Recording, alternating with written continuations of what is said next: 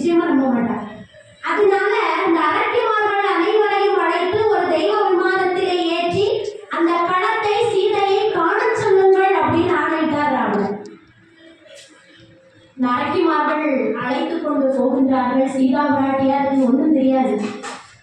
நம்மளை எங்கேயோ கூட்டிட்டு போறாங்களேன்னு பாக்குறாங்க. யுத்த களத்திலே அனைவரும் வீழ்ந்து கிடக்க அங்கே கணவனின் உருவை தவிர வேறு எதையும் அவனால பார்க்க முடியல.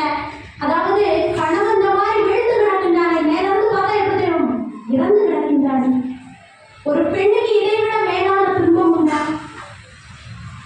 அந்த யுத்த களத்திலே சீதா பிராட்டியார் கண்ட காட்சியினை அழகாக அற்புதமாக கம்பராமாயணத்திலே நம்முடைய கம்பர் பெருமான் விவரித்திருக்கின்றார்.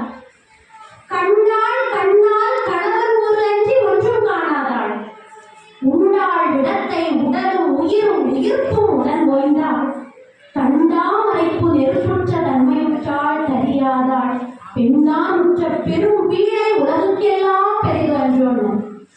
இந்த உலகத்துல எவ்வளவோ துன்பங்கள் இருக்கலாம். இந்த துன்பங்களை எல்லாம் தாண்டி ஒரு பெண்ணுக்கு உண்டான துன்பமானது இந்த யுத்த காலத்திலே சீதா பிராட்டியார் அனுபவித்துக் கொண்டிருக்கிறார்களே அப்படிங்கிறத அழகா கப்பர் பெருமான் சொல்றார். கண்டாள் கண்ணால் கணவன் ஒன்றன்றி ஒன்றும் காணாள். அந்த அசோகத்தில் இருக்கும்போது ராமரை மட்டும்தான், அவருடைய உருவை மட்டும் அனுதினமும் நினைத்துக் கொண்டிருந்தவள் சீதா பிராட்டியார்.